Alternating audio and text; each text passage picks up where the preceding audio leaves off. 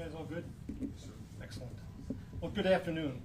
I'm John Chisholm. I'm the Milwaukee County District Attorney, and thank you for coming. On November 30th of 2020, 17-year-old Lorenzo Williams was shot to death on the northwest side of the city. This sparked a nearly 2-year-long feud, resulting in the tremendous loss of life and serious injuries as groups of individuals engaged in a social media-fueled act of retaliation that ultimately resulted in over 100 non-fatal shootings and at least 25 homicides. The loosely affiliated groups went by the names of Renzo Boys and Sean Boys and Wani Boys, but they lacked the traditional structure and hierarchy of a gang. In many ways, it made the investigation and prosecution of the cases much more difficult.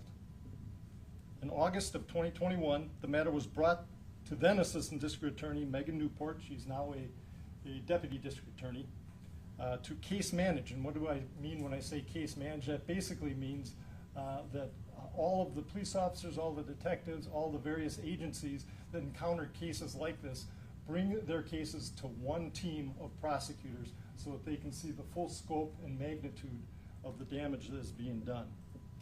I'm here today to announce that by working closely with the Milwaukee Police Department's Special Investigation Division and their Criminal Investigation Bureau, we have currently identified, arrested, and prosecuted 61 adult defendants associated with this crime spree and approximately 30 juvenile offenders. A list of the adult offenders charged in the offenses they are alleged to have committed will be provided. And they range from homicide to attempted homicide, reckless injury, various weapons offenses, stolen automobiles, and an array of other criminal violations. I want to highlight the exceptional work that was done and is still being done by the investigators from the Milwaukee Police Department and prosecutors from the Violent Crimes Unit of the District Attorney's Office. It is my belief that the focused effort has disrupted the dynamic and led to accountability for those who have engaged in these serious violent acts. I also want to highlight a disturbing trend that developed during this time frame, and that is the rise of the use of converted semi-automatic weapons to fully automatic weapons. For a comparison, between 2017 and 2019, my office issued 4 cases involving fully automatic weapons, machine guns. Between 2020 and 2024, we have issued 70. And you'll see with some of the charges that have been included here that, that this particular set of individuals has also been involved in engaging in that type of extraordinarily dangerous and reckless behavior in our community as well. To give you a flavor of the charges, here are some of the individuals charged who were central to driving the feud. There was Terrell Curran. He was a waiver from juvenile court. He pled guilty to attempted first-degree intentional homicide while armed and party to a crime. He was adjudicated delinquent of possession of a firearm. He was sentenced to 12 years initial confinement and 10 years extended supervision. Amarian Cornelius, he's pled guilty to first-degree reckless injury, use of a dangerous weapon, felon in possession of a firearm, and possession of a machine gun. Santel Oten, charged with 4 counts of first-degree recklessly endangering safety, 2 counts of first-degree reckless injury. Pled guilty to 2 counts of first-degree reckless injury, 2 counts of first-degree recklessly endangering safety. Sentenced to 10 years initial confinement, 10 years extended supervision. Kashawn McCullum, charged with possession of a machine gun, carrying a concealed weapon. Ronald Grant, charged with 7 counts of first-degree recklessly endangering safety. And Jeremy Zanders, Jr., charged with 3 separate cases, fleeing an officer, first-degree recklessly endangering safety, and he was adjudicated delinquent of possession of a firearm. The damage done to this community has been substantial. The message has to be sent that violent behavior will be held accountable, and we remain committed to working with the community to ensure that the conditions exist to allow a safe, a healthy, and a prosperous community. I want to turn this over to Chief Norman, and doing so, I just want to thank him and his team for the incredible efforts that they have made to address this problem. There's just no question in my mind that the dedicated focus efforts to hold these individuals accountable. And this has been difficult, and I'll have some of the folks from MPD explain why it's been so difficult. It has not been like a traditional gang investigation, and that is that they just have not followed those types of norms, hierarchy, focused on affiliation. This has been very amorphous, and it's taken incredible amounts of energy and effort by the Milwaukee Police Department to make those connections, driven again primarily by social media. So with that, thank you very much, Chief. I appreciate it. Thank you, Yep. Thank you, John. Good afternoon. It's been the Milwaukee Police Department's hope that the charges announced today will put an end or reminder to those that they should not be involved in senseless crime being committed in our community. We are grateful for our partnerships, particularly with the District Attorney's Office, to hold individuals accountable that disregard and disrespect human life. It should know that the Renzo Boys and similar groups are not traditional gangs. These are simple cliques that engage in violent and deadly crime over petty disagreements, including social media banter. Members of these groups lack organization, codes of conduct, street ethics, and loyalty. Law enforcement is aware that members switch allegiances at the drop of a hat. There are no goals and no regard for others. It is up to all of us in this community to put a stop to this reckless, careless, and senseless behavior. Parents, relatives, mentors, and any other member of our community, if you're aware of your child or your young adult that is affiliated with one of these cliques, remind your loved ones there's no future in this involvement, no higher purpose for the affiliation. Involvement in these cliques only result in prison, injury, or death. There's no glory attached to being involved in a group that shoots and kills for silly things like social media posts or disrespect. The Milwaukee Police Department hopes that this message reaches those contemplating involvement or an affiliation with any of these cliques, that they think twice before attaching to others who disregard human life and lack of true purpose. There are far more positive affiliations. Boys and Girls Club of America or Milwaukee, Safe and Sound, or our most recently reinitiated, the Police Athletic League, and many more others within our community that can end or encourage better results for our young ones. As always, we are better together. I'm happy to take any questions anybody might have. I want to go back to the death of Lorenzo Williams back in 2020. What was it about that teenager's death that sparked this web of mess? That is the million-dollar question, isn't it? I think it is a combination of any number of factors, not the least of which is just the isolation that people were living in during that time frame.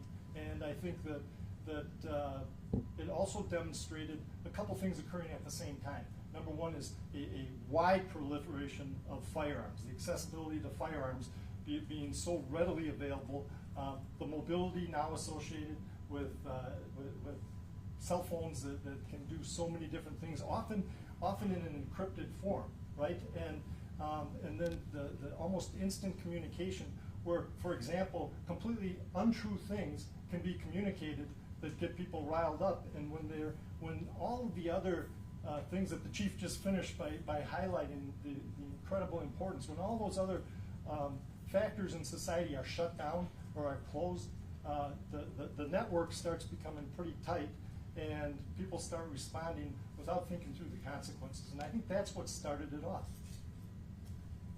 What's the current status of the feud? Is it still ongoing, or is it mostly resided? Or?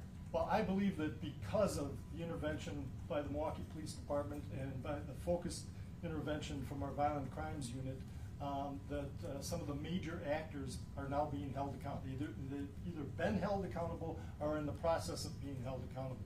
I haven't mentioned many of the homicides, and the reason I haven't mentioned the homicides is many of those are still pending.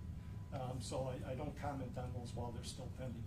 With more than 60 people now charged regarding to this, how big of a dent do you think this will make in the kind of violent crime we've been seeing over the last couple of years? you've heard us say many times in the past that we kind of follow the 5 to 10% rule, and that is that a relatively small number of individuals can create a disproportionate amount of the harm in the community. This is a significant number of people that are being charged with really, really serious crimes and are getting significant accountability as a result of that. And those who have been involved in the homicides will have even more significant accountability coming to them as well. And again, I'm legally required to say that anybody whose case is pending, they're presumed innocent until the case is concluded. But our focus has to be on these individuals, and quite frankly, exploiting the social media that they themselves exploit, so that we can draw some of the connections. But like I said, it's not like taking down the Latin Kings, where everybody was identified. They literally were entered into books, and they were assigned specific territories that they operated on, and they were engaged in a focused criminal enterprise, usually like selling drugs, engaged in armed robberies for commercial purpose. That's not this group. Just as the chief said, the things that they are shooting people over are simply insane. They're things that there's no rationality associated with it. Why do you think that traditional, idea of a gang has changed now? Well, I think that, again, a lot of it is facilitated by the social media. I think people can just simply get what they need short term, because again, there doesn't seem to be that sense of almost like family loyalty that comes with it. Instead, these alliances shift, their loyalties change, and it's driven almost more by the adrenaline than anything else. Not to discount the lives of the young men mostly that are shooting each other, but just can you talk a little bit about the other people who kind of get caught in this as well? I know there was like a mother, one of their mothers got targeted and killed. I mean, can you talk a little bit about all the other people that get dragged into this, even that are completely unaware of this or outside of this enterprise? Yeah, thanks, Nick. So part of the story we don't get to tell as often as we should tell it and would like to tell it is, yes, it's the impact on the families. And that's the impact on the families on both sides, but certainly the ones that have actually suffered the loss of a loved one or the injury of a loved one, and the impact on the neighborhood, the impact on young kids growing up when everybody at some point in time is going to be able to tell a story about having seen a shooting or knowing somebody that's been shot or knowing somebody that's been killed. That cumulative trauma has an impact on the community, and it changes the way people think. And that's why it's always been so critical to us that we prioritize this and understand that these aren't just one-off incidents. It does have a cumulative effect, and that's why we're all committed to putting as many resources as we possibly can. That resource question is the biggest challenge, quite frankly, for the community. We used to have, quite frankly, when I started the firearms enforcement unit and was working with so closely with the Milwaukee Police Department at the time, they probably had maybe 400 more police officers at that point in time. I mean, that's that makes a difference. Where you can actually get a significant number of people deployed into the areas that you need them. So those have been some of the challenges that we faced as well. Apart from these individuals who are being held accountable, can you talk about other people that are associated with these cliques? Are there violence interrupters or credible messengers or police officers who are building relationships with those people to steer them away from this type of environment? Yeah, and I'd welcome the chief to respond to this one, but absolutely, we're committed with our violence reduction, public health and safety teams. So you've got the Office of Violence Prevention, you've got the 411 for life interventions. Our ultimate goal, and the things that the chief has identified, our ultimate goal is to reestablish those networks of support and intervention services, so that the young people that might otherwise be attracted to this, we identify them early and we redirect them into something much more positive. And again, a lot of what we've been doing the last couple of years has simply been trying to keep as under control as much as we possibly could under really difficult circumstances. But we want to get back into that proactive space again. Kind of taking off from that, Nick, I got to answer first. We'll get to you, brother. But just as John alluded to, or spoke about the Office of Violence Prevention, very robust relationship. We have a weekly meeting called the Public Safety meeting in regards to violence. Knowing that if we see those who are engaged in behaviors, especially if this is an introductory part, period, this is where you can have that interruption. This is where we can bring in credible messengers. In fact, DA Chisholm and the department work together for the violent response and public health and safety teams, knowing that there are a lot of different opportunities to engage and to disrupt early, especially that there is no loyalties. And please understand, we're not talking about gangs of the past in a nostalgic way. It's not like we wish that was back to that. The whole reason of comparing what we're seeing today from yesterday is the difficulty in regards to having an impact. And as much as you see me many times talk in regards to the partnerships, in regards to us being working together to interrupt and to give our young ones a safe place. I mean, we have a lot of different partnerships. But as been mentioned before, there is a place for accountability. When you have situations where, again, just as was alluded to earlier, homes are being impacted in the neighborhood because someone indiscriminately is firing a weapon, that you have individuals getting their vehicles taken away for the furtherance of their particular violent behavior, accountability is real, and this is an example of showing in regards to this is the end product of those senseless, reckless behaviors. So we're working with a lot of partnerships. You saw that recently we had a release or a reintroduction of the Police Athletic League. Again, part of that, building the relationships, understand that if we don't engage our children, if we don't engage our young ones, that somebody else will. But, there's a but, if you choose after the offerings are being presented, if you choose after those particular type of advice or wisdom being shared to engage in these behaviors, accountability is real and it's for certain. Nick? I was just going to talk about the ages of a lot of these people charged, and you kind of touched on this as far as with COVID and people being out of school and those types of things. Do you see a connection with a kind of a certain age group there that was disconnected from some of their standard, services and things like that occurred around this time?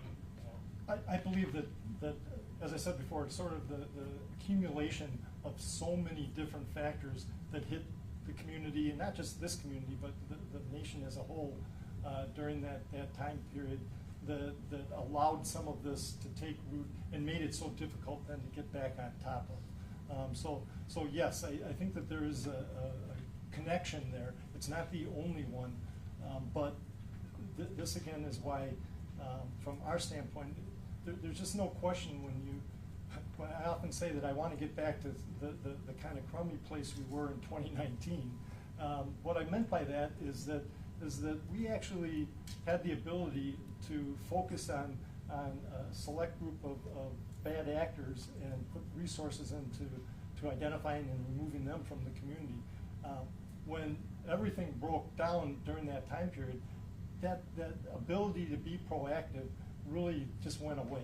And so a lot of this happened in that space. You can see everyone's been working really, really hard to get back on top of that. And again, a lot of the credit for that goes to the police department clearly, but also to the work that's being done by the ADAs and under the direction of Deputy DA Newport. It's really made a difference in my view.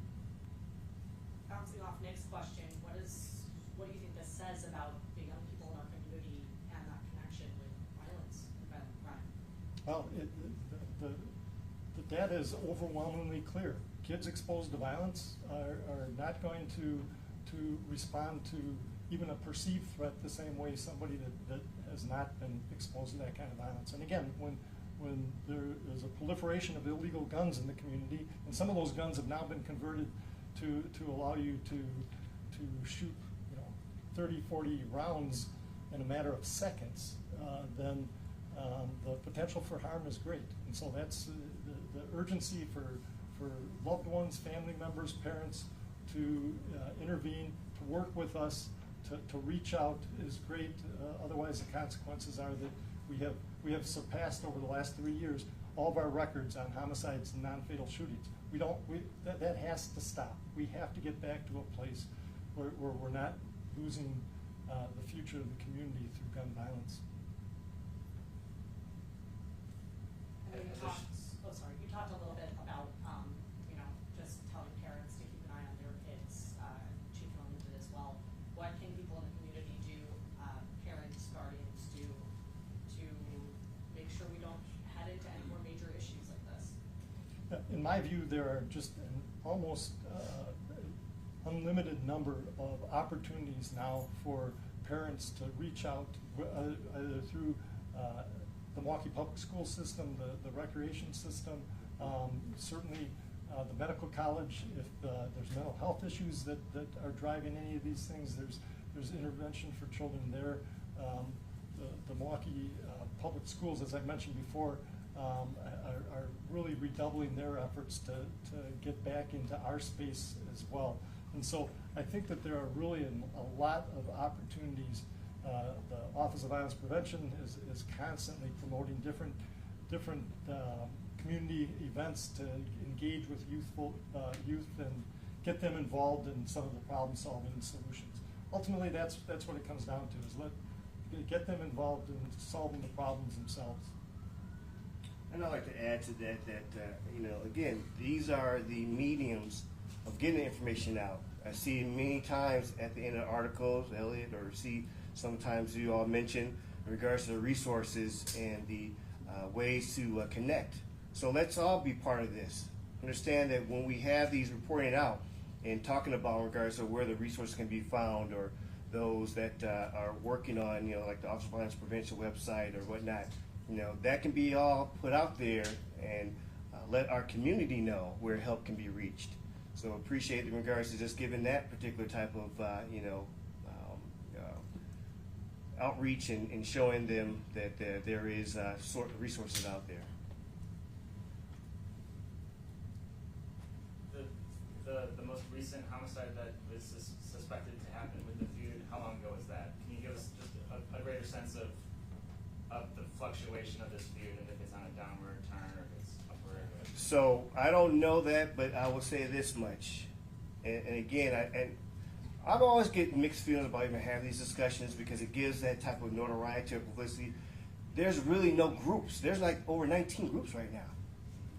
We talk about this particular group in regards to some behaviors, but the affiliations are extremely loose.